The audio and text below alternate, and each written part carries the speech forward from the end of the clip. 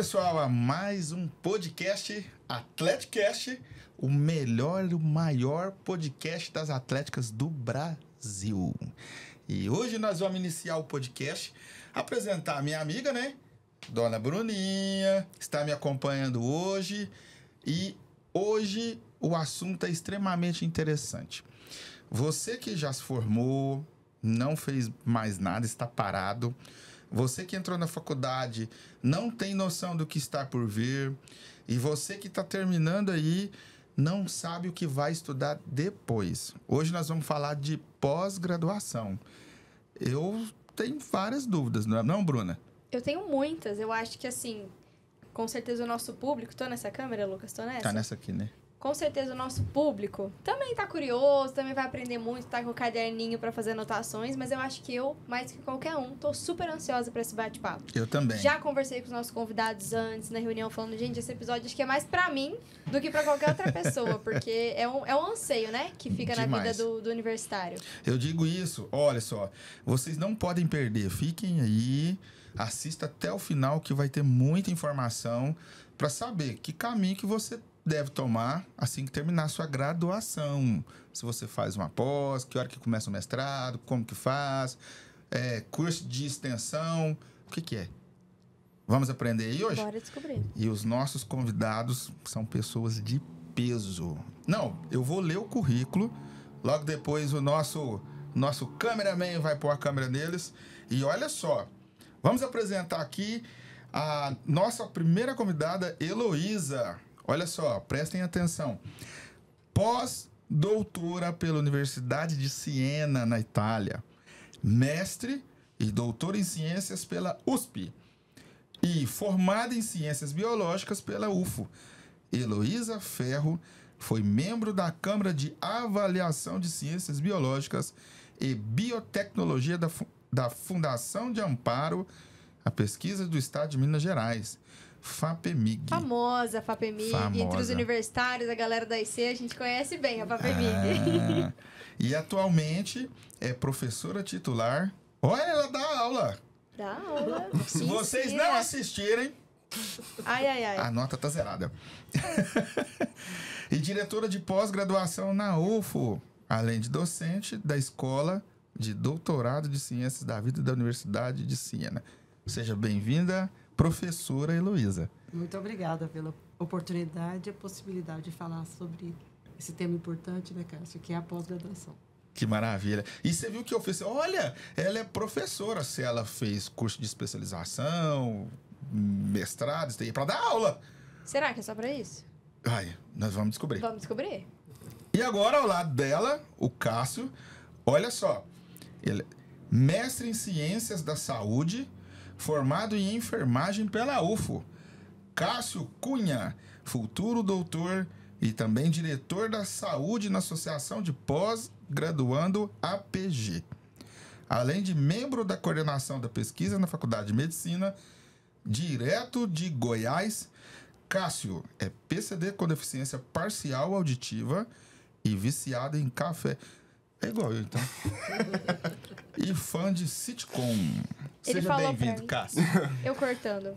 Pois é. Eu ia fazer um comentário que você falou pra mim que esse do café é clássico e não poderia faltar, que todo mundo ia se identificar, quem tá É em casa igual aqui assistindo. também. Sim, quando não é o café, é o energético, né? Ele já chegou aqui e ele disse, não, quem mexe com pós é extremamente ansioso. E ele vai explicar. Seja bem-vindo, Cássio. Tenho Obrigado. certeza que vai ter muita coisa a compartilhar com o nosso público, tirar dúvidas de muito, né? Sim, eu acho que a pós-graduação é uma dúvida, né? De geral. No geral, né? Quando eu entrei na graduação também tinha muitas dúvidas. E muitas delas foram sanadas enquanto eu estava na pós-graduação. Né? Agora estamos do lado também da Heloísa, né? Eu acho que ela vai ajudar muito também Com certeza. nesta conversa. E agradeço pelo convite, né? A PG também agradece o convite. A gente tem um trabalho, né, muito intenso representando o pós-graduando na UF e fora da UF também. Então, eu acho que nós temos muito a contribuir com esse bate-papo e ouvir também a conversa, as dúvidas de vocês, no geral, e tudo mais. É isso. Legal. Feliz. Olha, vocês entenderam que hoje o papo vai ser o quê? De peso. papo bacana. Só que para isso eu preciso que vocês compartilhem essa live aqui, manda para avó, manda pro seu colega que estuda, que não estuda, que tem que voltar a estudar, volta pra gente fazer uma sociedade mais inteligente. Exatamente. Educação eleva o futuro. Não é isso? Bom demais. Então vamos iniciar. Curta, compartilha e siga-nos aí que tem muita novidade. A Atleticast levando muita informação Bora. pro público. Só Tá vamos. certo? Ou, pra começar, eu vou fugir um pouco desse roteiro nosso aqui. Fica à vontade. Entrei na faculdade, certo? E eu tenho a graduação normal e tem como eu ser professor. Bacharelado e o outro é Ah, a licenciatura, você tá falando. licenciatura. Tem muita gente que não sabe, inclusive eu. Qual que é a diferença entre E eles? tem tecnólogo também, né? Dá pra ir colocando coisa no meio. Que é aquela graduação mais rápida? Não? Contem pra gente. Bom, regra geral, eu fiz o curso de biologia. Na minha época, você tinha a opção de fazer a licenciatura e o bacharelado. Hoje é isso. Na minha época, só tinha a licenciatura. Então, no curso de licenciatura tem uma formação mais pedagógica, que você é preparado para ser docente. Então, pela minha graduação, eu posso dar... Eu sou graduada em Ciências Biológicas, eu tinha licenciatura curta, antigamente tinha isso, em Ciências e Matemática, Olha. e plena em Biologia. Hoje, no atual curso de Biologia, você tem as duas opções, o curso de licenciatura e o bacharelado. Regra geral, os alunos fazem as duas modalidades, sendo que a licenciatura é voltada mais para esse aspecto de se tornar professor. Mas não impede que o bacharel também possa dar aula, né? Então, não tem Olha, essa é uma dúvida minha. Esse impedimento. E tem esses cursos tecnólogos, que são cursos mais curtos, né?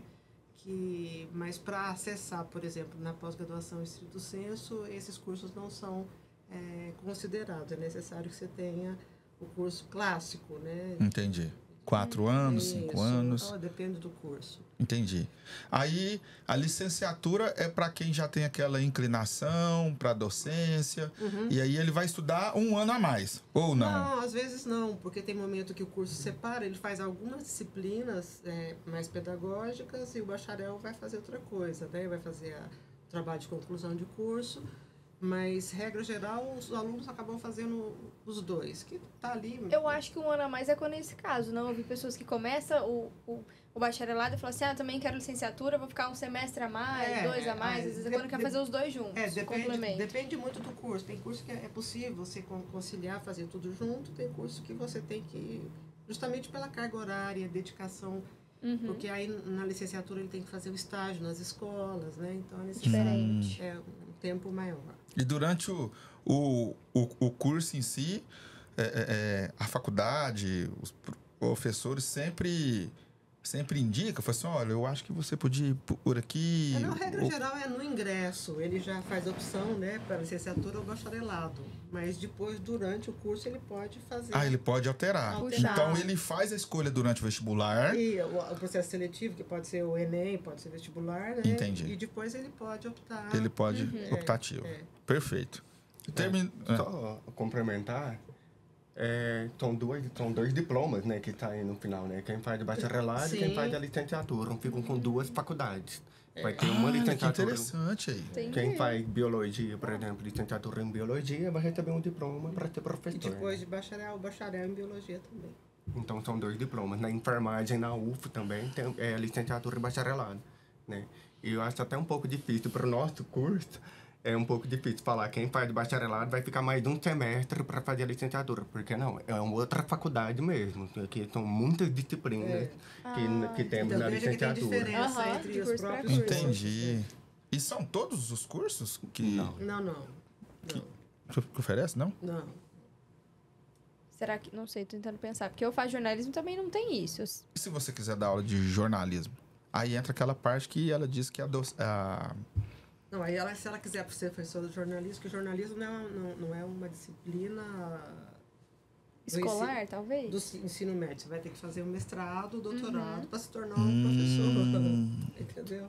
Olha, fica atento aí, gente. E a Olha enfermagem vai dar aula, talvez, de ciências, biologia? Em curso Não técnico. pode, Curso né? técnico. Mas tem um curso técnico de Enfermagem. enfermagem. Entendi.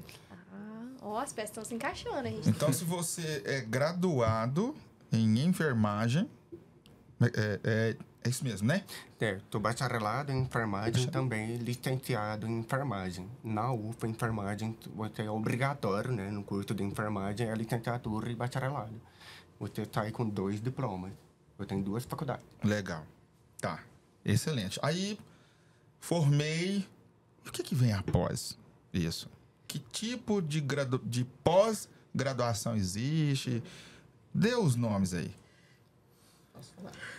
Vai, Então, teacher. Você tem opções, né? Você pode fazer um curso de mestrado, pode ser um mestrado acadêmico, mestrado profissional. Olha, Já começou. Já começou? As Você perguntas. pode... Mas na UF tem os 12 cursos de mestrado profissionais. E depois você faz o doutorado, né? Porque aí você fica especialista mesmo. naquele. E se você vai prestar um concurso na Universidade Federal, o mínimo que é exigido hoje é que você tenha o título de doutor. Então, isso te habilita já a participar de um processo seletivo para se tornar um docente. Entendi. E obviamente, que esse profissional mais qualificado, ele é mais bem quisto, né, no mercado de trabalho, né? Porque você não tem que pensar que nós estamos formando apenas mestres e doutores para a academia, né, para ser professor universitário, mas muitas empresas, elas valorizam muito isso. Eu estava assistindo uma palestra que fizeram um ranking das 20 empresas que mais tinham destaque no mundo há 15 anos atrás. Tinha um hall de empresas. Aí, quais são as empresas hoje que têm destaque no mundo? Daquelas de 15 anos atrás, consta apenas uma. Olha. E qual a diferença dessas que estão no mercado? É o tipo de profissional que está lá.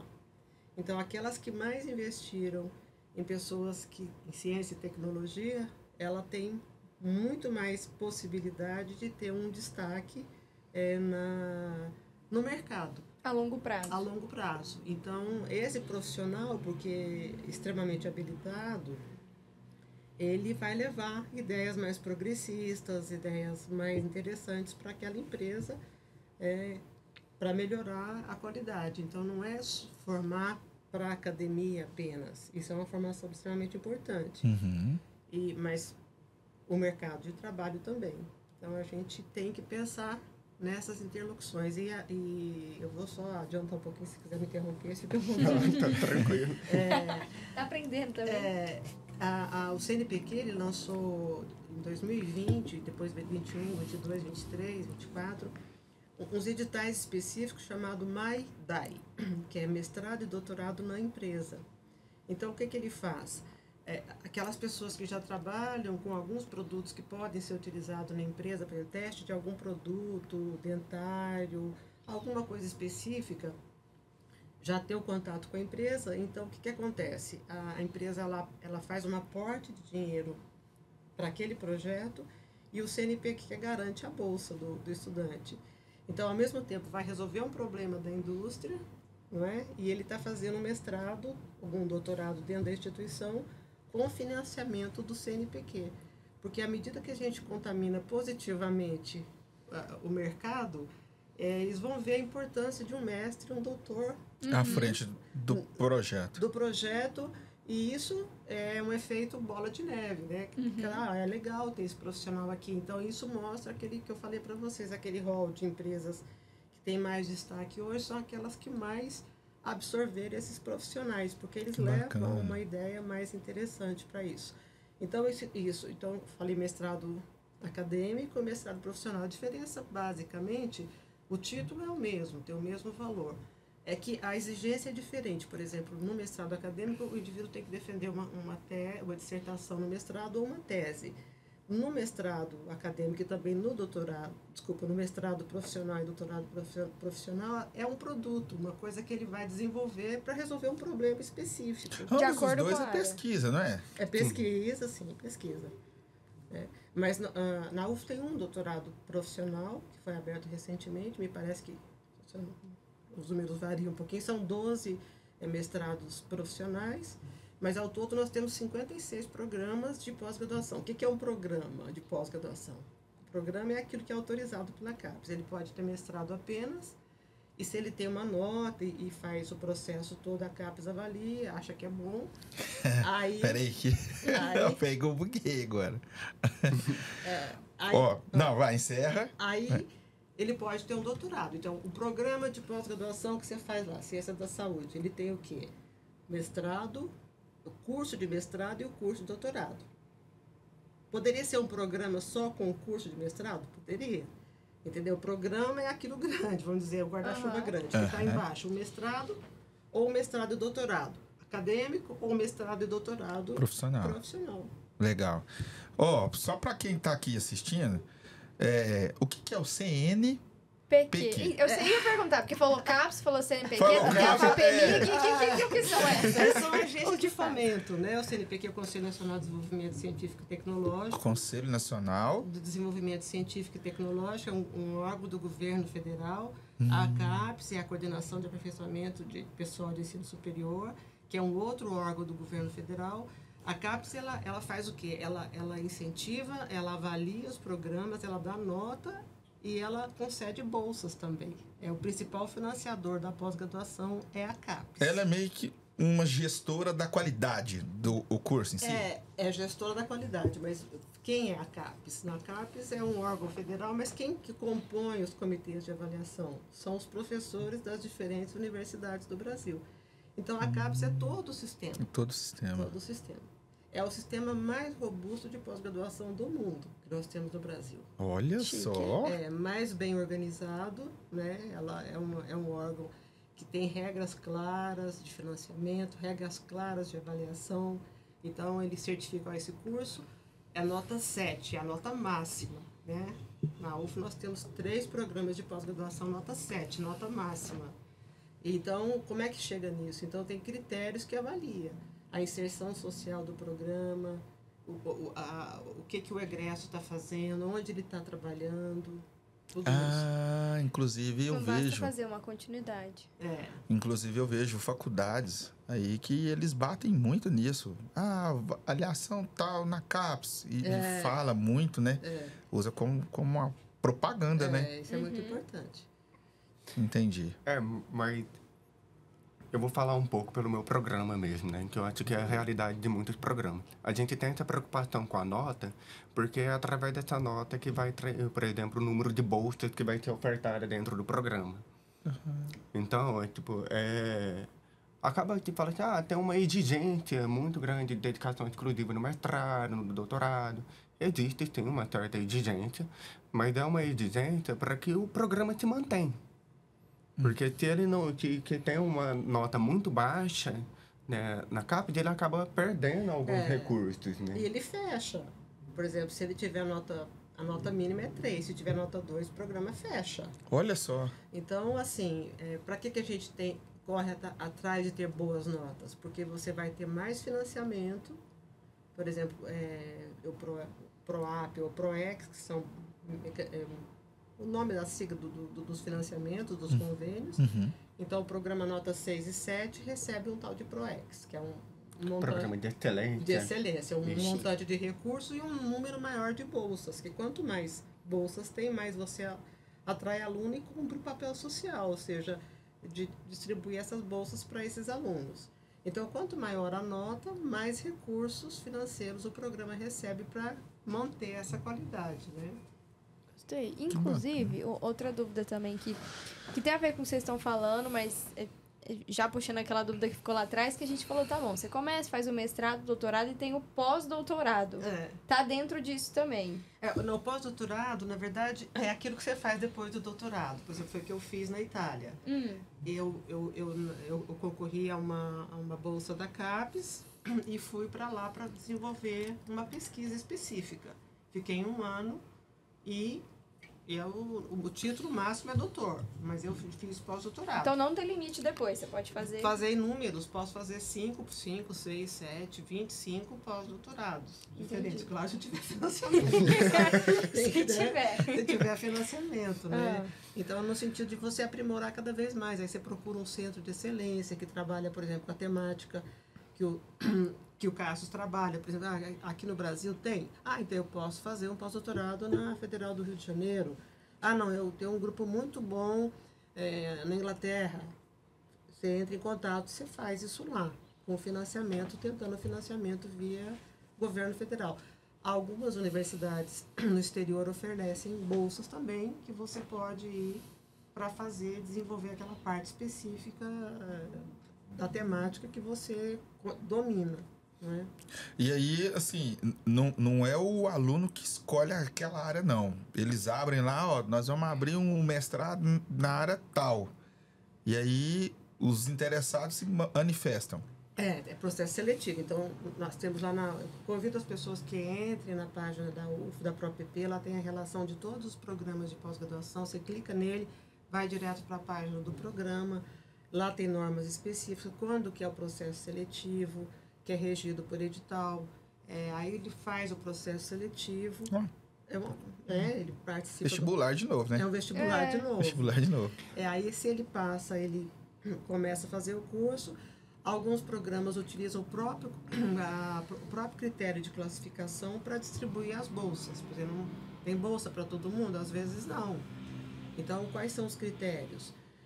Pode fazer uma prova depois, que entra para ver como é que vai fazer a distribuição de bolsas, ou então usar o próprio critério de classificação no processo seletivo. Isso é diferente do quando você faz eu não sei se mestrado tem, um doutorado de sanduíche e tal, que é uma parte o doutorado lá. de sanduíche é outra coisa. Outra história. Você quer complementar alguma coisa? Não, pode. Eu ia fazer o comentário, né? O pessoal sempre liga como processo seletivo do mestrado como se fosse algo igual ao vestibular, né? Ele é um pouco diferente. Alguns processos seletivos, eles não têm prova. Eles estão avaliando um projeto, entrevista. Depende do programa. Tem programa que faz prova, tem programa que avalia o projeto. Então, assim, eu acho bom levar essa informação, porque as pessoas, muitas vezes, elas ficam assim... Nossa, será que eu vou ter que fazer uma prova de novo? Vou ter que estudar. Estudar, vai ter que estudar de qualquer forma. E uma coisa que eu gosto de falar, sempre eu falo para os meus alunos da graduação. Por exemplo, você está namorando com alguém, acabou. Faz parte da sua história. Agora, uma coisa que vai te acompanhar até o final da sua vida é o seu coeficiente de rendimento acadêmico, seu CRA. Entendi. Isso não tem como você ficar livre disso. Então, e muitas vezes, durante o processo seletivo, como é que eles usam? Pode avaliar o projeto, o seu desempenho acadêmico, se você teve um CRA mais alto. Se você trancava, se você bombava nas matérias. Não, isso não, mas é o CRA, na verdade. O que é influenciado por isso? Às vezes não, porque às vezes o CRA é o coeficiente de rendimento acadêmico. Conta enquanto você estiver na academia. Se ficou doente, isso ninguém vai te penalizar por isso. Mas é por isso que é importante você ser um bom aluno desde do início, porque o seu CRA ele vai ser computado. E alguns programas usam CRA. Por exemplo, CRA de 80 para cima, aí ele vai receber 2 pontos a mais. Entendeu? Então, o que ele fez? Ele fez estágio, ele fez monitoria, ele participou de projeto junto com o professor durante a graduação. Vocês querem ver o engajamento dele. Durante a graduação. Então, não adianta ficar deitado. Eu sempre brinco, né, que esse país vai melhorar de que a gente mudar o hino. Assim, deitado eternamente em berço esplêndido. Tá muito errado.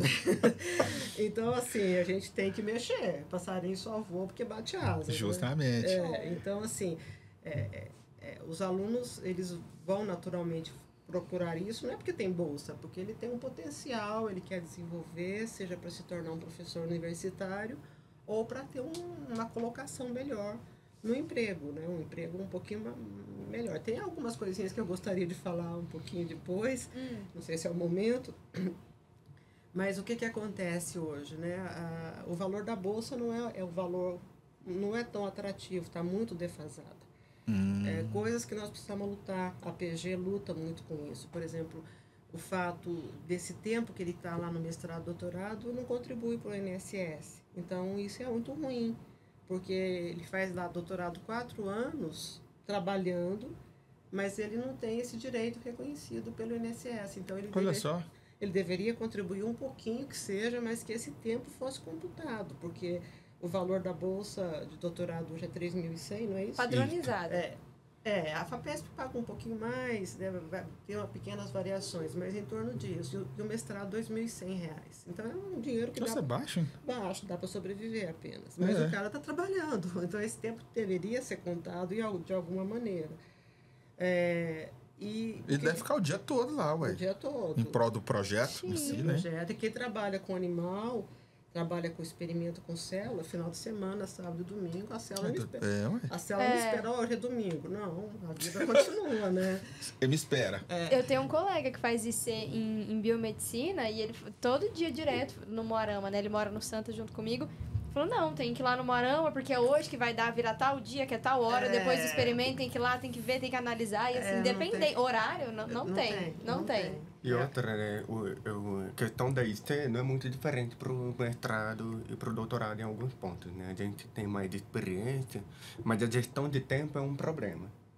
Nós temos as disciplinas para assistir, temos aulas, né, para acompanhar, e o projeto de pesquisa não para. Então, qual que é o horário disponível que a gente tem para estar na pesquisa? Domingo, sábado. O que você faz da meia-noite às 6? É mais ou menos isso. Aí você pergunta para ele assim, eu estudo, cochilo lá dentro da sala de aula, de madrugada, e por aí vai.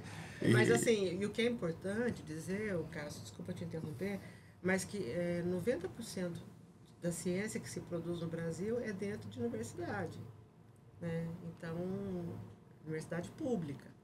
Então, assim, o Brasil, ele está mais ou menos uma localização no ranking de produção mundial, não é muito ruim, mas é porque graças ao esforço desses alunos, dos professores, porque um professor que vai orientar um aluno na pós, ele não ganha um centavo a mais por isso. Né? Então, o salário é o mesmo de um professor que decide não fazer isso por outras questões. Eu gosto mais disso, daquilo. Mas, então, é uma dedicação importante. Então, e se a gente lembrar o que aconteceu na pandemia, né, que foi uma coisa muito horrível, foram os feitos da pós-graduação que mostraram a importância das universidades no desenvolvimento de testes, de diagnóstico. Agilidade. A resposta mais ágil. Nossa, foi um período assim que... tipo assim, gente, eu faço o que agora? Cara, vambora.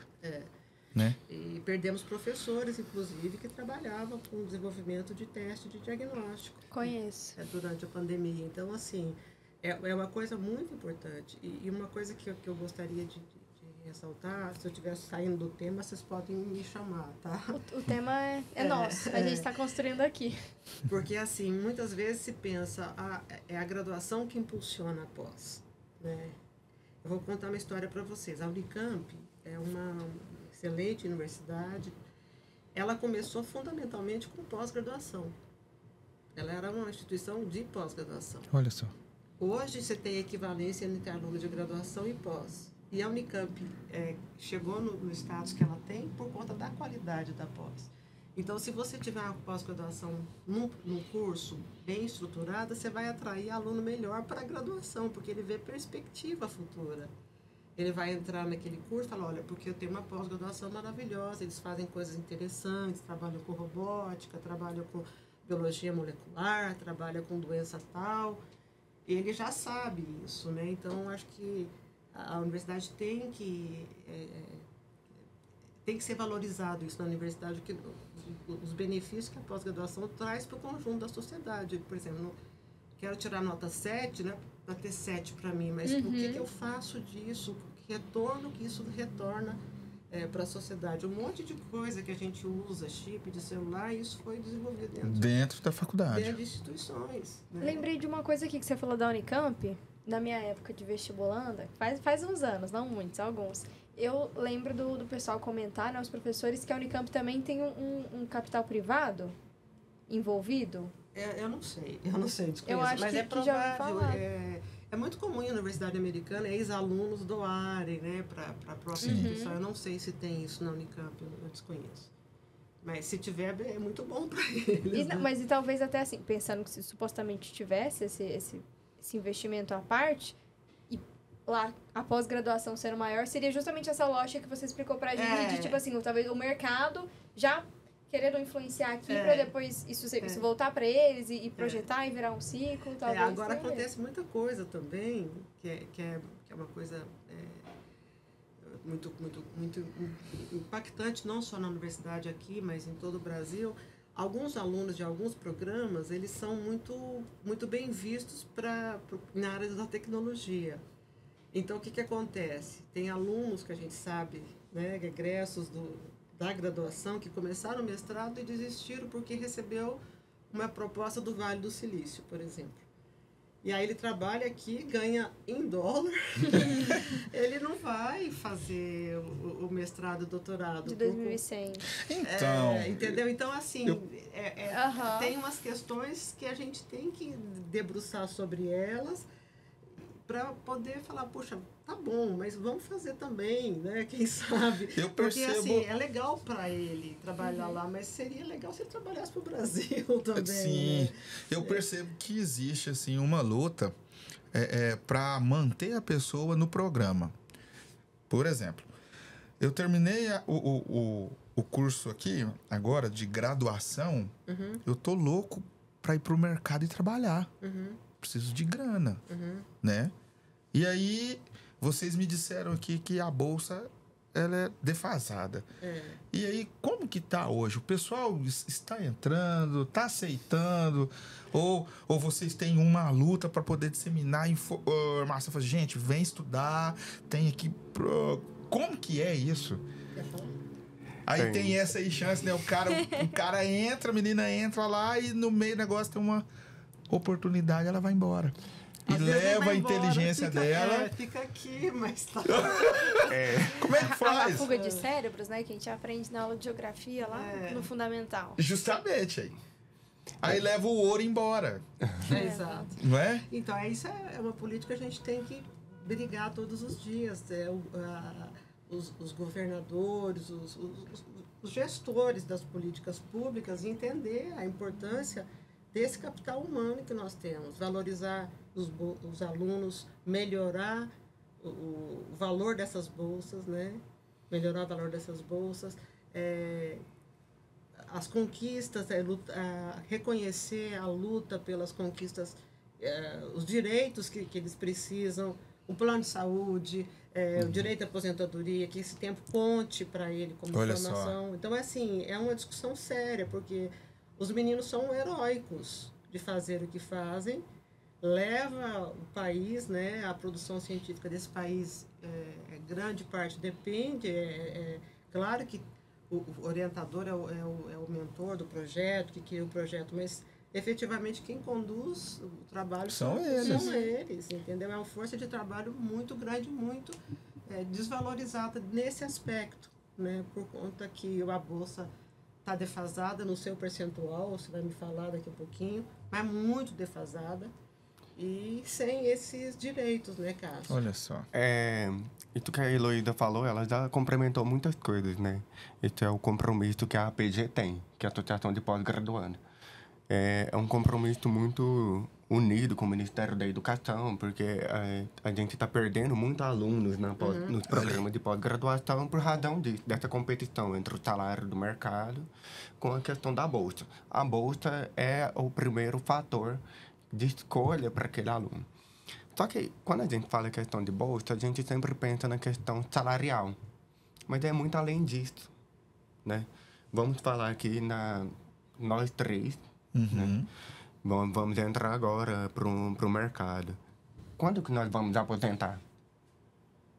Será que a gente vai ter uma qualidade de vida depois que aposenta? Quando a gente entra no mestrado e continua no doutorado, a gente fica em torno de 2 anos de mestrado, mais 4 anos, 6 anos sem ter uma contribuição para a Previdência, porque não é direito, né? Já é um fator que faz a pessoa desanimar. Isso. A não ser que ela vai empreender, né? Que aí a pessoa fala assim, cara, eu vou sair daqui e eu vou montar alguma coisa. Tal. E aí ela faz uma previdência privada, alguma coisa. Mas não é o caso da maioria. Não é. A pessoa, ela sai de lá, ou é um CLT ou é um concurso público. Não é isso? Sim. Mas os órgãos, né, federais, né, junto com a Associação Nacional de Pós-Graduado, que é a ANPG, né? A ANPG, ela, como eu falei no início, ela trabalha fora da UFO também. Ela trabalha nas comissões, colegiados, nos conselhos da UFO, para buscar alguns direitos que eu posso falar, né? O que pode estar... A gente nem fala que vamos trazer melhoria para a pós-graduação. Sim, mas o que seria, de fato, essa melhoria? Permanência do estudante durante o mestrado e doutorado. A gente pode listar algumas conquistas. A gente conseguiu algumas vagas na moradia estudantil. Conseguimos então a parceria de num todo. Isso, na inclusão do digital. Recentemente, como foi o ano passado, gente, 2023, teve o reajuste, né, das bolsas. Antes de 2023 foi em 2013, então foram 10 anos sem fazer o reajuste das bolsas. Foram muito tempo. E o reajuste que teve ainda não supriu a necessidade, né, de acordo com a inflação, que é o que a Elo comentou, que a questão do percentual ainda não é suficiente, né? Mas tivemos essas conquistas, né, da moradia estudantil. A gente conseguiu uma parceria junto com a ADUFO para ter direito a acesso ao Gimpass, né, para ter acesso às academias. Isso foram conquistas da APG na UFO. Isso não é realidade para muitas universidades. Então, assim, o estudante que estiver interessado no programa de pós-graduação na UFO, vocês têm algumas vantagens. Não. E a APG tem representantes de todos os programas? Você comentou, é 52? 54 programas, 56, né? Tem o caso... Tem um de cada um, então, tá? Pelo menos 56 fazem pessoas. Processo, eu não sei como é que compôs, mas tem processo eleitoral, as pessoas se candidatam para a PG. Para a PG, como a nossa organização ela foi montada no ano de 2020, quando teve aquela discussão da residência, a discussão da bolsa da residência, foi assim, teve o final da gestão do Bolsonaro para mudança para a gestão do Lula.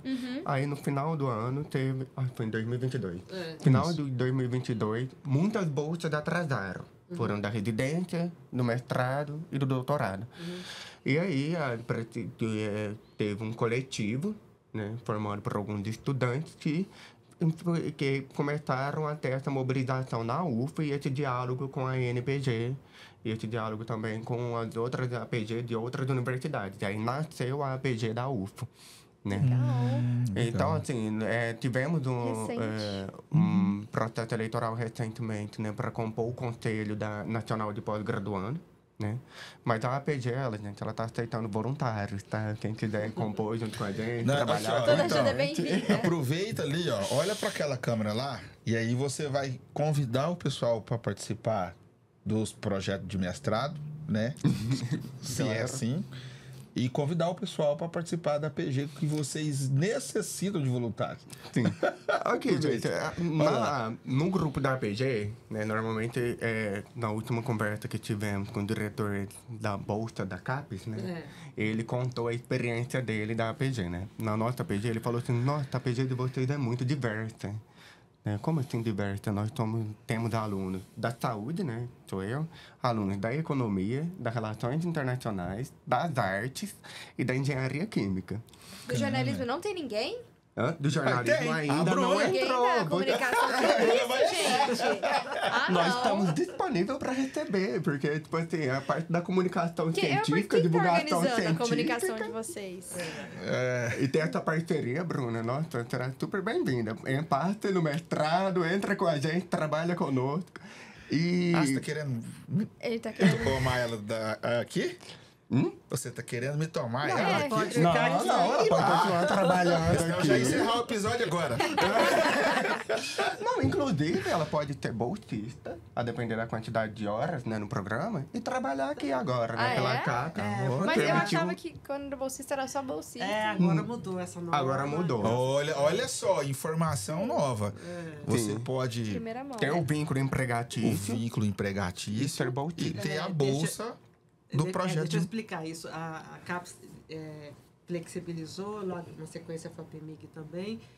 E como tem muita diversidade entre os diferentes programas, por exemplo, precisa, é característica de cada um.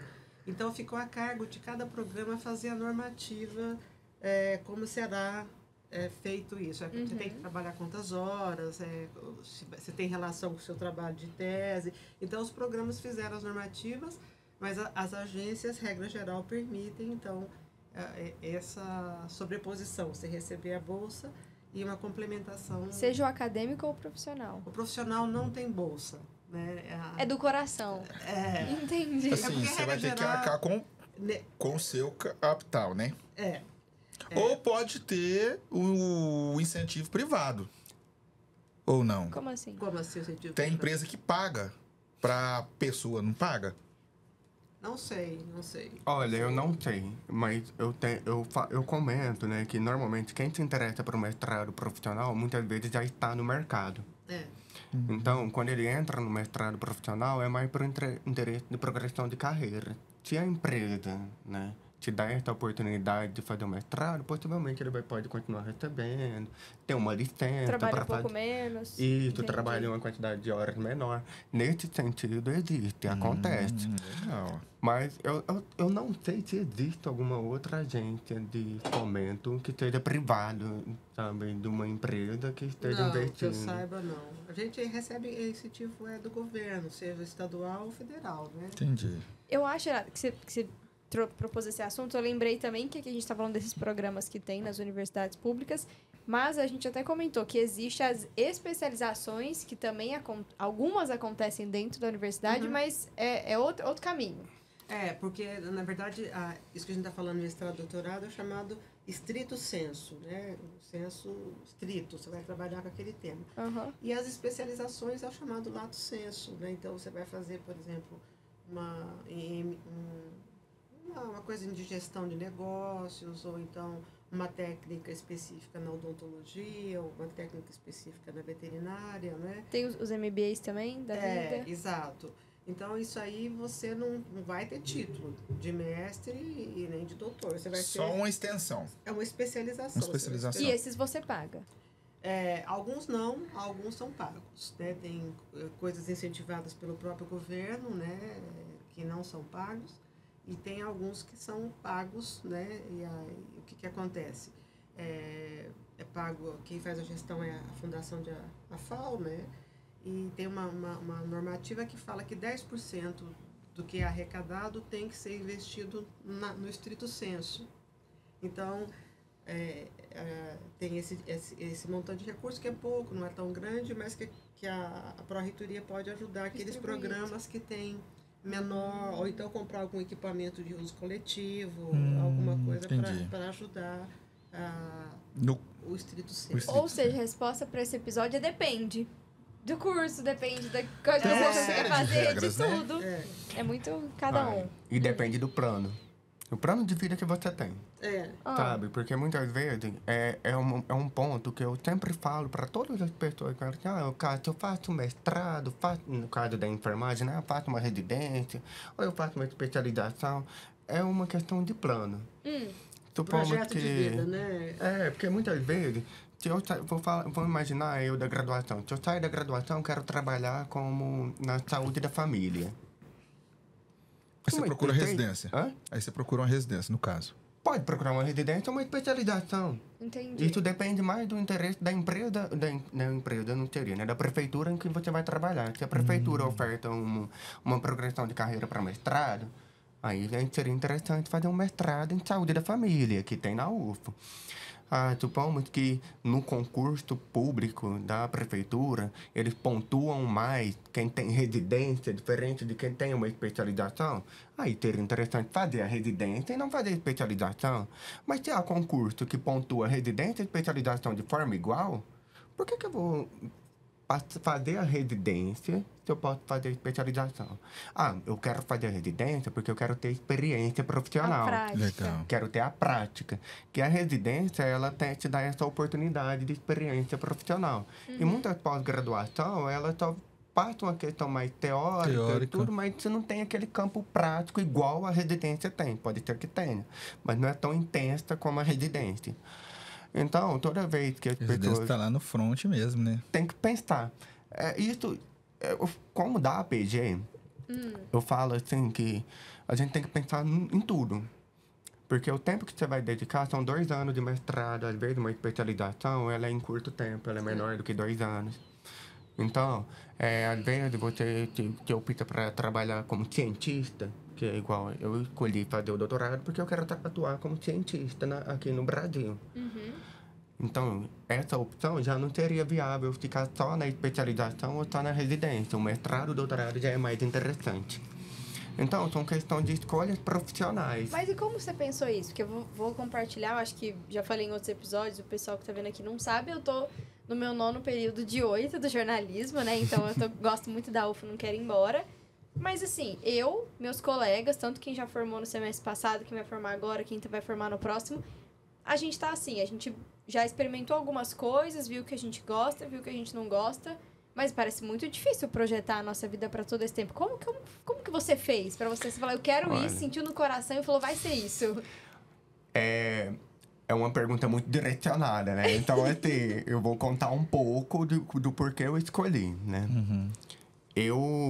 Foi mais por causa social. Eu sempre tive essa vontade eu manifestei essa vontade durante a graduação, quando eu passei por alguma situação na iniciação à docência, né? Como a enfermagem de licenciatura, eu fiz. E eu pensei, de que forma eu posso ajudar esse problema? No caso, teria ter vivenciado uma das estudantes da escola básica que me questionou, falou sobre que estava sofrendo violência sexual em casa, né? E aí, os professores, toda a escola teve toda essa pergunta, né? Tipo assim, o que nós vamos lidar com essa situação? Só que esse problema não é isolado, esse problema é coletivo. Então, eu pensei muito alto.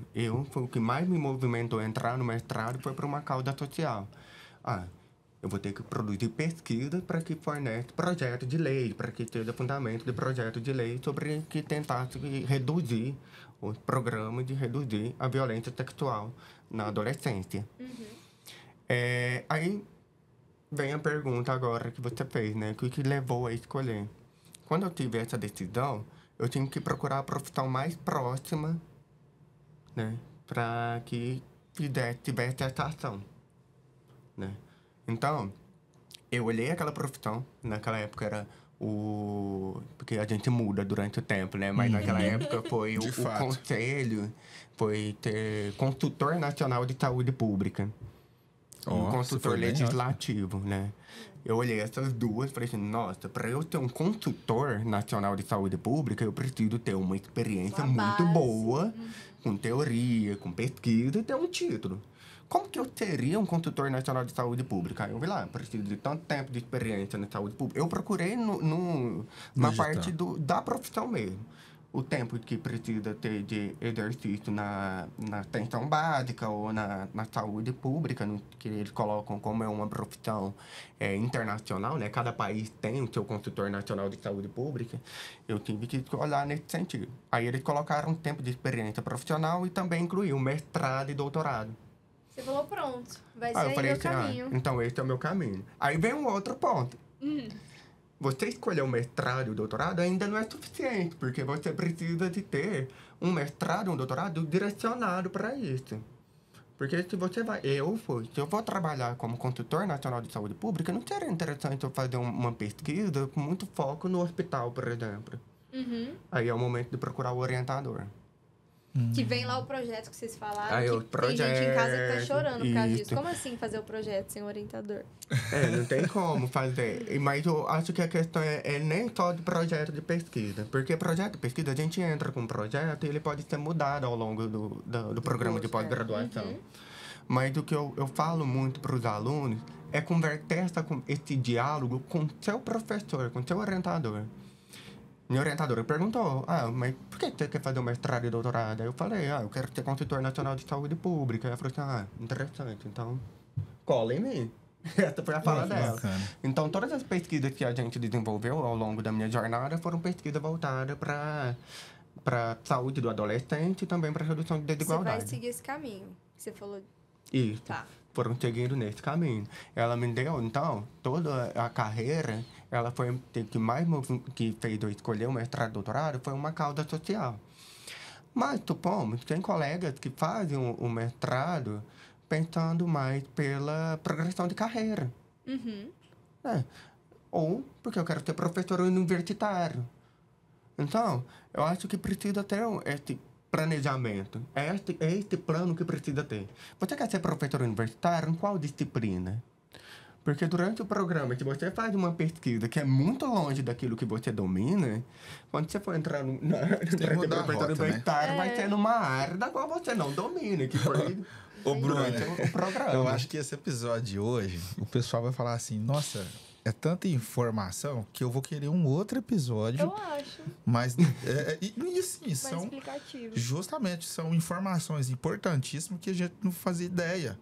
Porque são muitas variantes, né? Justamente. É muita coisa. Então, a gente poderia falar de um ponto específico do mestrado, só do doutorado acadêmico, do mestrado profissional, doutorado... Aqui, ó, Eu já tenho outra você. dúvida. Outra dúvida. Porque eu acho que isso era uma coisa que na minha cabeça... Ninguém nunca tinha me falado, mas pelas nossas conversas é possível. E eu imagino que muitos alunos também não saibam. Então, vou me graduar em jornalismo. Eu não preciso necessariamente fazer uma pós-graduação no curso de jornalismo. Eu posso fazer em outra área. Sim. Mas Pode. Você pode fazer na educação, você pode fazer na linguística, pode fazer em estudos literários. Agora, Mas se eu quiser fazer junto com ele, uma coisa da saúde. Aí, Acho que não tem jeito. Eu acho que depende, porque às vezes no edital, é claro que não é que está discriminando, mas você vai aprofundar num tema que você já deve ter conhecimento prévio. Por exemplo, como é que você vai fazer, sendo jornalista, fazer um programa de pós-graduação em imunologia. Não faz sentido. Entendi. Entendeu? Porque aí que eu falei, tem que ser graduado em determinada área. Porque... Naquela grande área, né? Então às vezes nas áreas das humanidades se transita melhor. Uhum. Agora, nas áreas da saúde, o profissional ele tem que ser um pouquinho... Hoje não. Hoje não, vai. Tem que dominar a técnica de pesquisa, né? Eu acho que esta, para além do que a Heloísa falou, né? De ter o domínio do tema, a técnica de pesquisa do jornalismo é completamente diferente da imunologia. Sim. Entendeu? Ai, não quero nem ver imunologia. Ele vai trabalhar mas com... tudo legal, mas assim... Aí te pergunta lá, Bruno, o que é uma bactéria? Aí você, não sei, é um bichinho lá que... Não, a bactéria é mais fácil, mas a técnica de pesquisa deve ser complicado. Demais. Mas tem programa de pós-graduação que ele é muito mais abrangente, assim, que abraça um monte de profissionais, né? De formações variadas. Então, assim, não é nada dentro das caixinhas, né? Mas, assim, eu acredito que tem que ter uma certa afinidade. Familiaridade. Senão você vai ficar meio perdido. Então você vai penar mais que os demais, né? Mas vai. É que nem alguém da área da saúde vai fazer uma coisa em jornalismo, não vai... Oi? Do zero. E acontece que o sentido de ter é ter um profissional melhor. E você não vai ser. Né? Que é Não diferente. necessariamente, pode ser que sim, mas às vezes a trajetória vai ter que ser um pouquinho mais penosa. Vamos dizer assim. O que a Heloísa está querendo falar sobre a questão da trajetória mais penosa é justamente na questão de planejamento. Será que você vai ter essa disposição de estudar uma técnica diferente, de estudar um tema diferente, de estudar... Porque são temas muito específicos, né? Então, a gente recomenda que procure uma pós-graduação não específica do jornalismo, mas mais próxima. Às vezes você pode entrar, vamos supor... numa pós-graduação da comunicação e trabalhar sobre divulgação científica na saúde, porque esse seu trabalho é com questão de linguagens diferentes. A linguagem é um desafio para quem é da área da saúde ter essa divulgação científica. A gente viu, por exemplo, Natália Pasternak defendendo durante a pandemia da Covid-19 sobre as vacinas, mas será que a linguagem dela era alcançável para o público? Quem lida com isso? Não é a gente, é o jornalismo. Então, de certa forma, você pode direcionar a sua pesquisa, mas naquele programa que te dá uma ferramenta suficiente para você fazer essa pesquisa. Gostei. E uma coisa muito interessante, acho a função do pessoal da comunicação é isso, porque Às vezes a gente fica tão habituado, por exemplo, você falar um monte de sigla aqui, que para mim, pro Cássio é tudo tranquilo, mas para quem está escutando... Pro leigo. Não é que ele é leigo, ele é bom em outra coisa, mas ele... Não, assim, o leigo na sua área, né? Então, por exemplo, o pessoal da comunicação, de quebrar essa parede, falar, ó, esse povo tá falando é isso, né? Isso aqui, vem cá. Entendeu? Então, acho que é quebrar... A gente tem um setor de divulgação científica lá na diretoria de comunicação que é muito bom. Grande Dirco. Eles é super leve, sabe? E fala, puxa vida, eu queria saber falar desse jeito, com essa clareza para as pessoas. Ciência ao pé do ouvido, se eu não me engano, é o nome do podcast. Meus amigos, galera, então, lá. É muito importante esse tipo de comunicação. De comunicação. Porque, assim, acho que o grande problema é a gente quebrar os muros, né? Não literalmente arrebentar muro, mas estou dizendo assim... que o conhecimento que está dentro da instituição, que é muito grande, ele tem que transbordar para a sociedade, chegar pra as vários. pessoas entenderem que está tendo benefício, mas sem saber que tem. Ela tem o benefício, mas não está vendo. Então, acho que o papel do jornalista, do comunicador, é justamente facilitar isso. Eu vou contar uma coisa muito engraçada, contar só E depois eu quero fazer a pergunta pro Cássio. Já vou me inscrever na rodada aqui. Eu vou contar Parece um GP. Eu vou contar o milagre, mas não vou contar os santos. Mas o santo. Foi falado isso no evento de comunicação que teve aqui.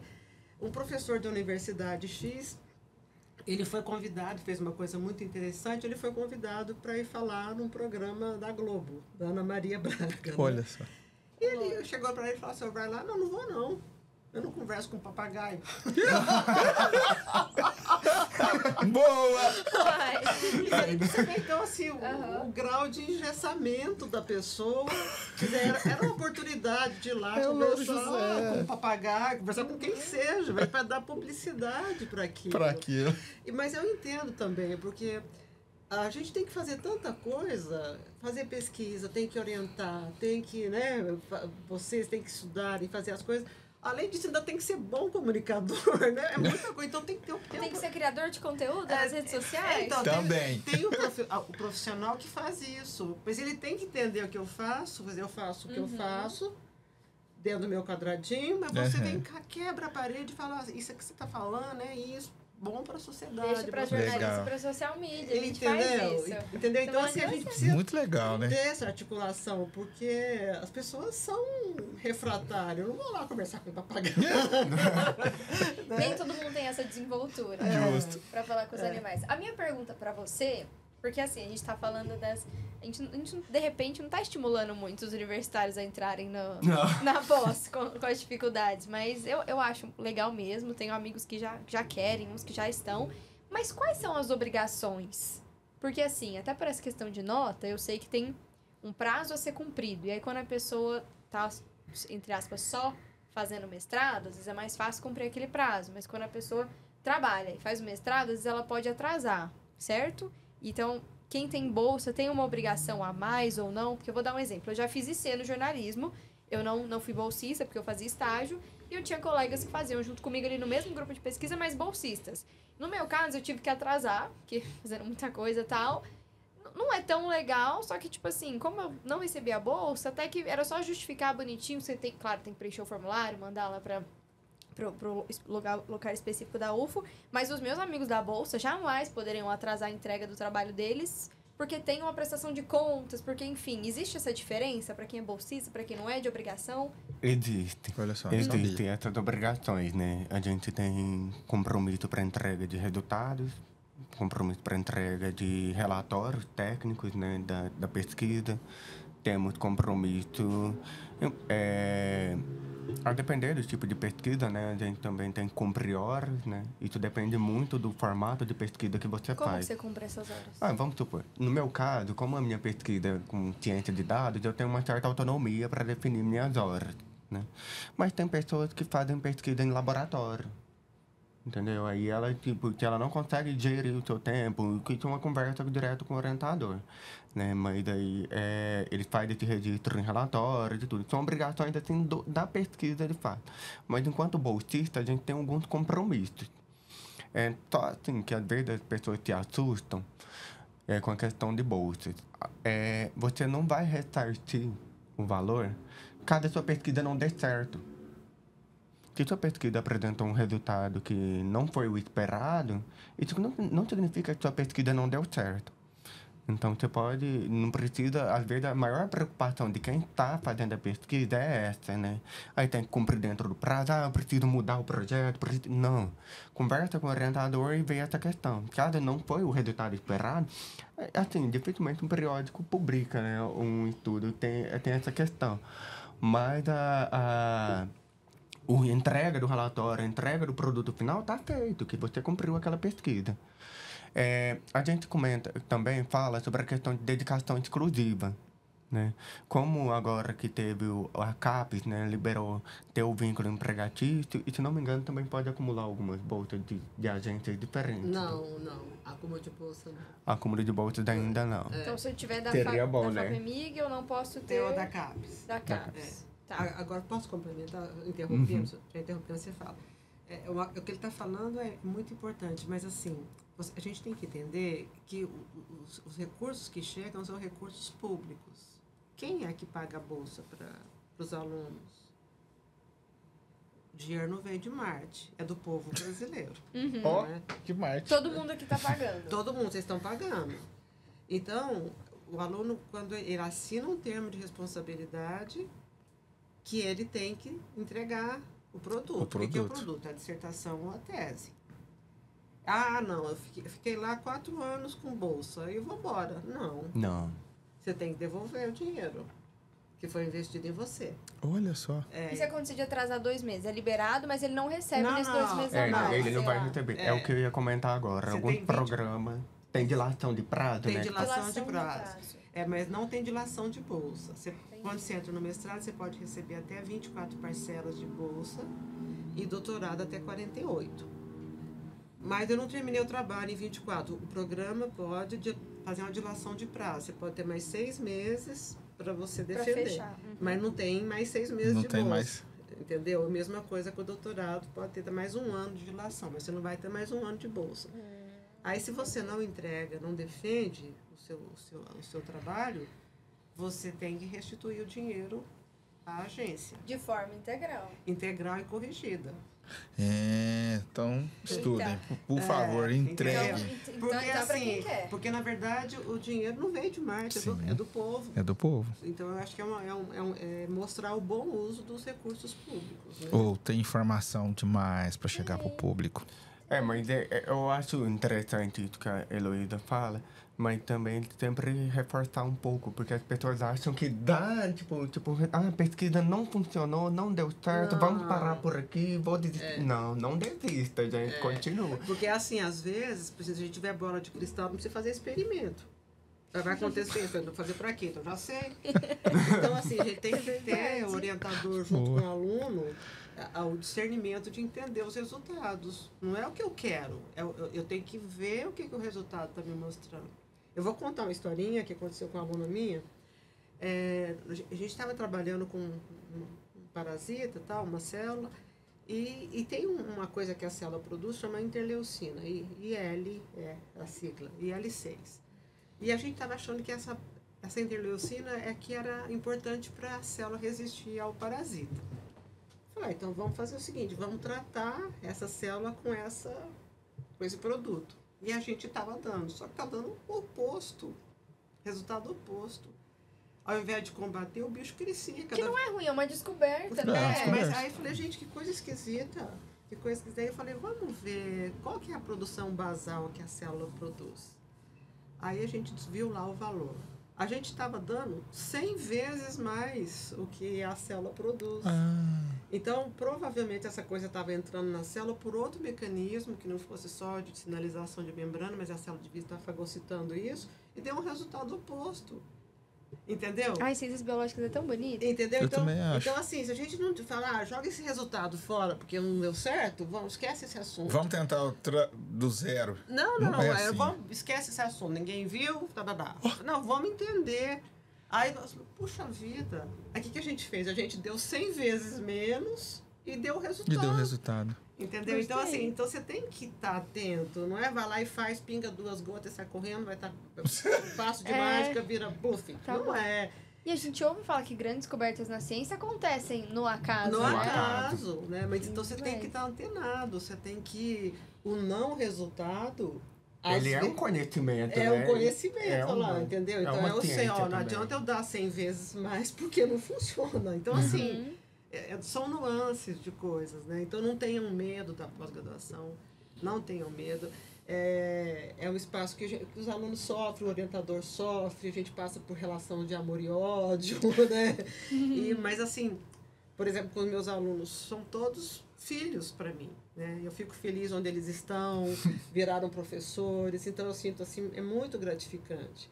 Então, porque você vê o crescimento da pessoa, não só profissional, mas assim, a relação humana, é muito gostoso os grupos de pesquisa, é muito saudável tudo isso.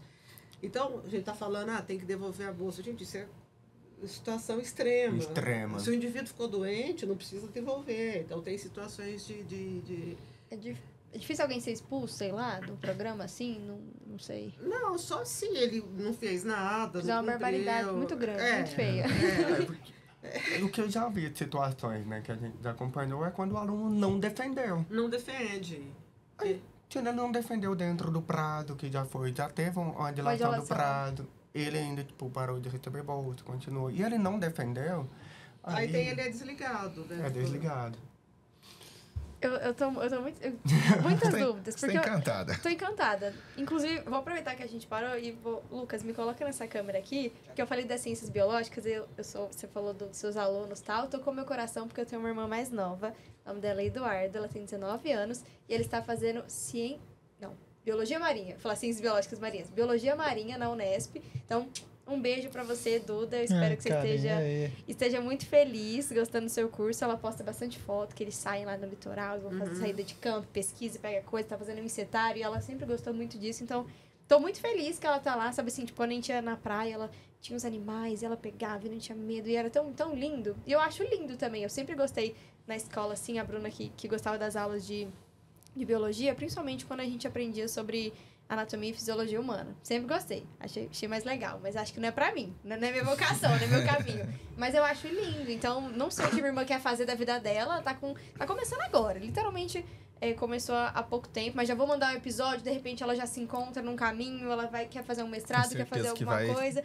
É nesse começo. Então, você que tá aí, aproveita e manda pra aquela pessoa que acabou de entrar na faculdade. Aquela que às vezes nem entrou ainda, mas já manda pra ela entender que tem tudo isso lá no meio, pra que tá terminando. Pra que terminou faz uns anos e tá se sentindo estagnado e perdido no mercado. Manda esse episódio que os convidados de hoje estão entregando muito, viu?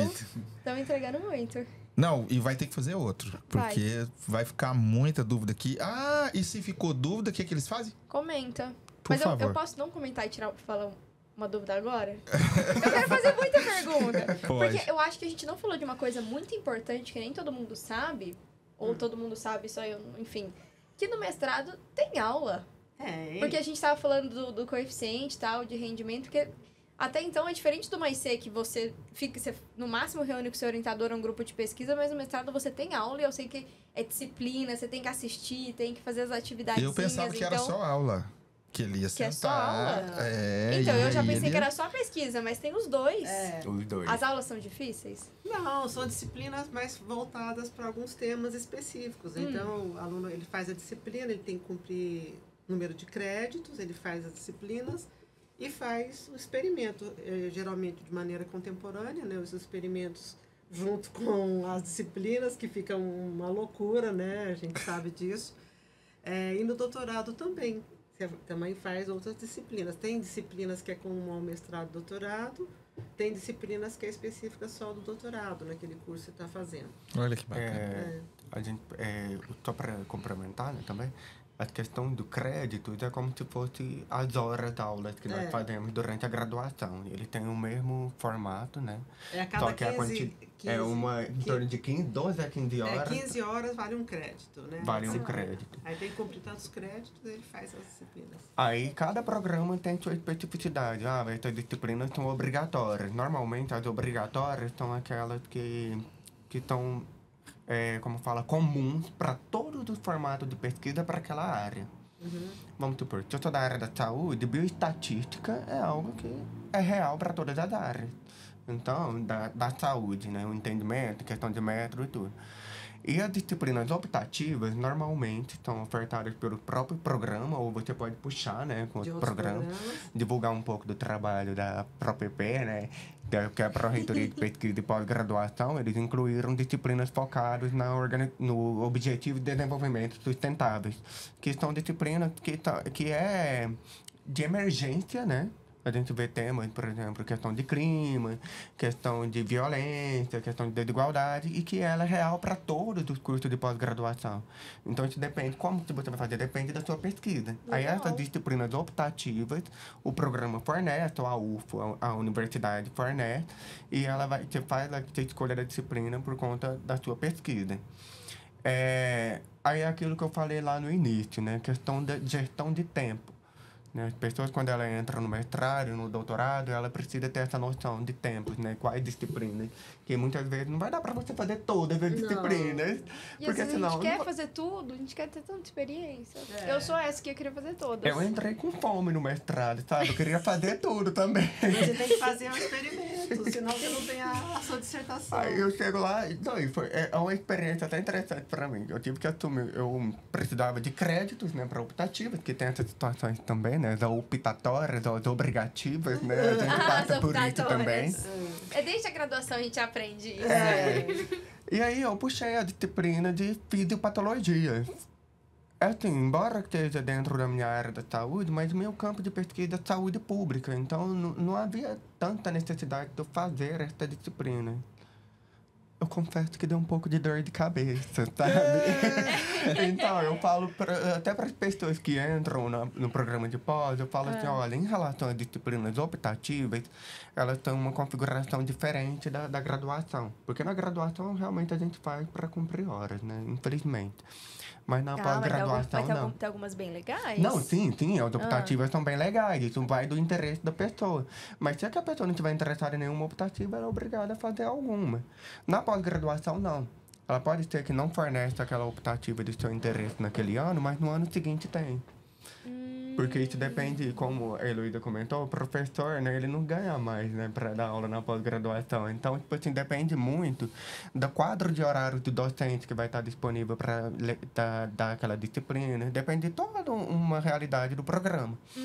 Então, eu falo para os alunos sempre, quando entram, escolhem as optativas naquilo que vai te ajudar. Né? Porque se for uma questão de perda mais, você vai ter você precisa de tempo para te dedicar para pesquisa. E que não é só na universidade, a gente estuda de madrugada em casa. Da meia-noite às 6. Entende? Então vai ter mais coisa para estudar. Olha só, muita coisa, né? Agora eu queria perguntar à professora Heloísa, você teve uma experiência fora, né? Na Itália. Consegue falar sobre a diferença dos países e o Brasil? Bom, eu fiquei lá de 2005 a 2006. Primeira coisa é a abundância de recursos, né? Diferente daqui. Diferente de aqui. Então, o financiamento, ele é muito mais fácil. Aqui a gente reaproveita tudo, né? Lava tudo, reaproveita tudo, e lá tudo jogava fora. Eu olhava para aquele lixo, até o lixo ia pro lixo, né? Porque você enchia aquilo, fechava aquilo e jogava aquilo lá no canto do lixo. Com 2 baldes de lixo desse aqui, eu trabalharia 2 meses no Brasil, né? Nossa Deus. Então, assim, é diferente, muito diferente isso. Por conta que é valorizado as atividades dentro do sistema de governo deles, o financiamento é muito maior. Outro olhar sobre. É outro olhar. Só que nós temos uma característica muito grande que eles não têm. Nós somos, pelo fato da privação de recursos, nós somos muito mais criativos. Olha. Se vira nos 30. Então, aconteceu uma coisa muito engraçada, que precisava de um corante para fazer uma reação, e eles compravam o corante. Eu olhei na estante deles lá, tinha todos os componentes para fazer o corante. Eu tinha a receitinha meu livro de pobre, né? Do Brasil. O diário. Eu falei, vamos fazer o corante. O povo olhava pra mim como se fosse alquimista. Fazer o corante? Falei, Meu Deus. fazer o corante. Falei, de onde vocês compram, alguém faz. Pobre, eu fazia. O leite não vem da caixinha, vem da vaca, né? Entendi. Tipo isso, né? E aí eu fiz o corante, funcionou, deu tudo certo. Então, assim, coisas assim, né? E isso foi a carta que a supervisora fez, né? Depois falou sobre isso, ressaltou isso, a criatividade, a capacidade de organizar, trabalhar com poucos recursos e fazer as coisas acontecerem. Né? É o nosso jeitinho.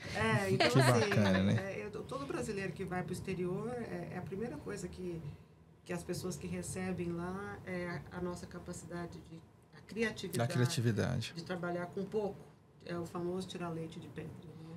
Que bacana. Inclusive, o Brasil é o que mais exporta pesquisador, né?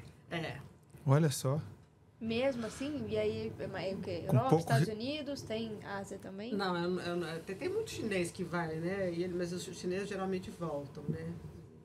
Porque tem Um nacionalismo diferente. É diferente. Então, assim, a experiência que eu tive na Itália foi muito positiva. Criou-se um grupo de pesquisa, tem interação até hoje. Recebi pesquisador de lá, que ficou no meu laboratório durante 2 anos. Legal. Publicamos ainda hoje, de maneira conjunta, né? Foi muito produtivo. Quando eu estive lá foi quando fez o convênio entre a Universidade Federal de Uberlândia e a Universidade de Siena, que propiciou a ida de outros. E não tem mais? Tem, o convênio ainda existe. Porque eu falar na minha vez não tem? Eu vou tem. provar um rolezinho na Itália. Então, assim, o que é importante, porque assim, a gente fala muito internacionalização. O que é internacionalização? Não é só você ir ou receber. Eu acho que é estabelecer Conexões. essa ponte. Né? Eu acho que a gente tem essa característica na universidade. A gente não cria muros, a gente estabelece pontes. Porque a minha ida lá propiciou o convênio com os 2 laboratórios e o convênio com as 2 instituições, a Federal de Uberlândia e a Universidade de Siena. Um monte de aluno foi do direito, das humanidades, para lá, por conta do convênio. Então, isso é internacionalizar, você inserir institucionalmente a universidade em outro contexto. Né? Bacana. Pessoal, nós estamos chegando ao fim. Eu acho que ficou muita informação na mesa. Mas porque senão nós vamos dar 2 horas de podcast. Né, produção? Daqui a pouco. Ele disse aqui. É muita informação, riquíssima. Eu acho que tem que ter um segundo encontro desse para aprofundar mais, para levar essas informações adiante, mostrar que existe essa possibilidade do pessoal ir para outros países estudar. E olha que mesmo com pouco recurso. E a gente não falou do doutorado sanduíche, vai ficar pro próximo. O doutorado sanduíche. Vai ter que ficar. Então, pós-doutorado foi experiência, né? Porque tem várias formas de ingressar. Olha só. Não. Né? É o fazer Bruno, parte por 2? favor, põe na agenda aí. Mas eu gostaria que vocês 2 deixassem, para quem está assistindo, um conselho bacana para continuar estudando. Por favor. Eu acho assim, que é o velho conselho do pai, né, e da mãe, que aquilo que você faz, ninguém vai te tomar, né? Então, e a gente é um país muito rico em recursos naturais, em recursos humanos. A gente tem que tirar essa síndrome de vira-lata que às vezes a gente tem, de achar nós somos muito bons, nós somos bons. Quando a gente sai do país, vai para outro laboratório, vê o quanto a gente é criativo, é inteligente. Né? Então, assim, valorizar o que é realmente de valor. Então, fazer uma boa universidade, fazer a pós-graduação, investir em você, porque o retorno é garantido. O retorno não é só financeiro, né? Não é só ganhar dinheiro, mas eu acho que exercer todo o seu potencial. Eu falei uma coisa numa abertura de um evento que eu fui essa semana, que é uma coisa que me impacta muito. Porque a gente não pode pautar a vida da gente pelo dinheiro, né? Porque Sim. a gente perde a capacidade de sonhar. Então, se a gente só pensa nisso, a gente não tem nem tempo de sonhar. Então, a gente tem que sonhar. E sonhar com esperança, mas esperança do verbo esperançar, né? Não é isso. acreditar no potencial nosso, entender que a nossa universidade, ela faz muita coisa importante, ela modifica a vida das pessoas. Eu sou de uma família extremamente pobre, somos 12 irmãos, então foi por meio da universidade que eu consegui transpor uma série de barreiras que naturalmente a vida impõe. E tem uma passagem da Madre Teresa de Calcutá que eu acho muito interessante. Ela estava lá na atividade dela bastante de dedicação com as pessoas mais excluídas, mais vulneráveis. E recebeu um potencial doador, um fazendeiro mexicano do Texas. E ela foi explicar tudo que ela fazia. Faço isso. Ele foi ficando um pouco horrorizado com tanta miséria, né? O único comentário que ele fez foi assim: eu não faria isso por dinheiro nenhum do mundo. E ela falou: eu também não. Não é por dinheiro, né? Então, assim, eu acho que a gente... propósito, né? É propósito. A gente tem que ter um compromisso social. Esse país é nosso, né? É um país rico, é um país maravilhoso. As pessoas nos fazem acreditar que não, mas a gente é um povo diferente. A gente é tudo misturado. A gente, graças a Deus, tem essa miscigenação, essa matriz de cores, de pensamentos, né? E isso que é a riqueza do nosso país. Então, acreditar na gente, acreditar na universidade como um agente potencial de transformador da realidade que nos cerca. Legal. A universidade, ela é isso, ela só existe para isso. E que todo lugar que todo mundo pensa igual, isso chama seita, né? É verdade. E não aceita nada de novo. Aceita que dá mesmo. Então, assim, a diversidade que é importante. Então, a gente tem todo o potencial para ser... Com certeza. Eu cresci falar, a gente é um país de futuro. Que futuro é esse? O futuro é isso, é a transformação, mas depende de cada um, depende de você, de mim, da Bruna. Então, assim... Se você fizer o melhor de você, coletivamente todo mundo ganha. Que maravilha. Eu sou uma pessoa esperançosa. E aí, Cássia? Eu quase chorei com o discurso dela. Peraí, eu tô me recompondo.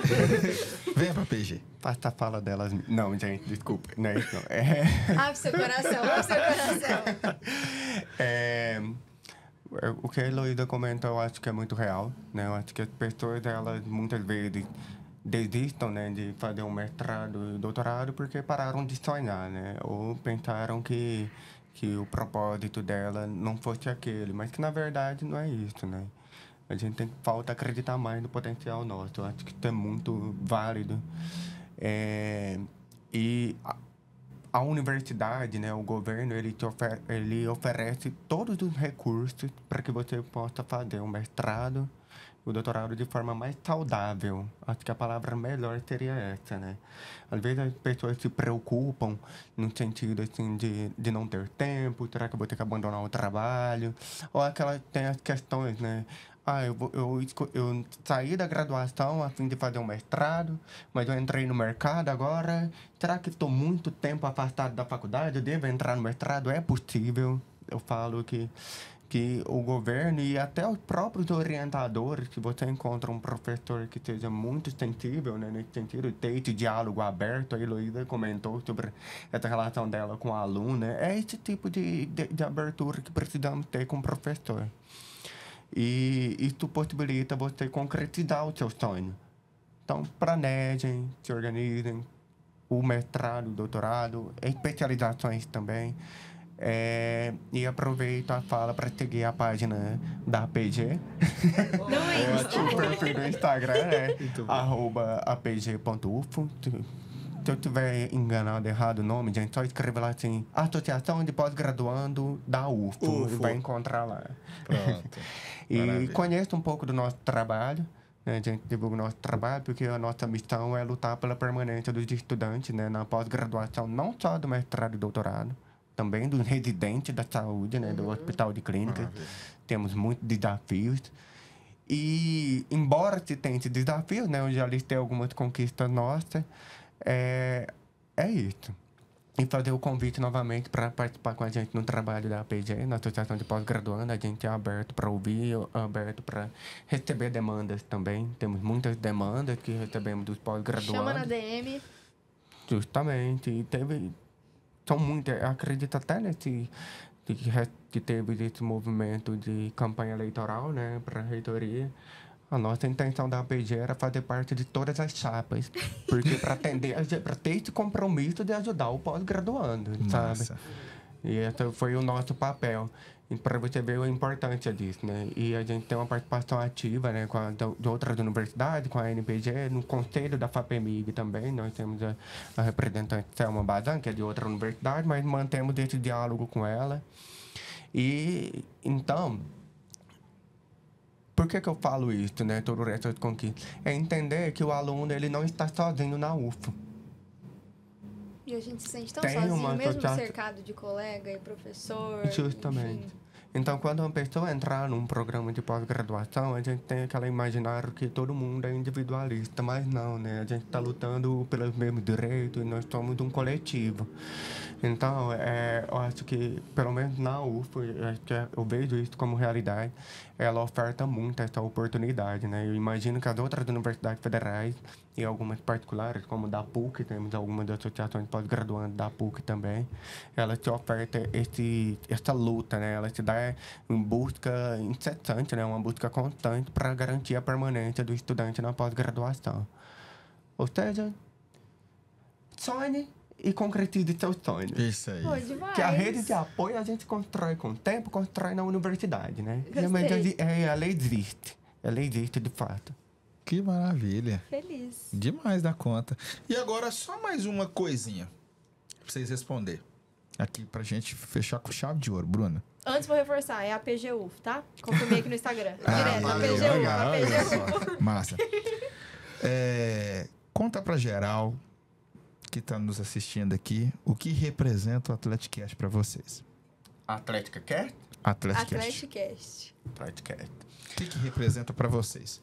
Gente, ele representa o maior canal de informação para os graduandos e pós-graduandos da UFO. Que massa! Mas é verdade, quando a Bruna fez o convite, eu comentei com ela, falei assim, eu conheço o trabalho da Atleticast, eu acho maravilhoso, eu acho Principalmente fantástico. aquele o Renato Ripiado, né? Eu acho que ele gosta mais da Bruna. Se ele falar Atleticast, ele vai ganhar uma salva de palmas. Se ele falar Atlete delas, ele vai ganhar uma salva de palmas. É a nossa vertente de Qual que episódios. você mais gosta? Feminina. A gente Ai, traz gente, eu não temas pra quero. Eu mulheres. vou ganhar palma de palmas de todos, porque eu não quero Ele envolver fechou nessa com todas discussão as de chapas, vocês, aqui ele não, vai viu? fechar com Eu tô de todas as chapas. Dá uma salva de palmas pra ele. Aê! Que maravilha. É isso aí. Teacher. Eu não conhecia, vou ser muito honesta. Eu fiquei muito impressionada quando recebi o convite da Bruna, a maneira com que ela se direcionou a mim, de maneira muito, muito direta, muito objetiva, muito clara.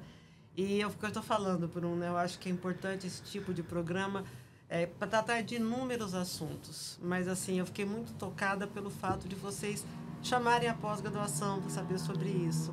Então, assim, é aquilo que eu falei no início, né?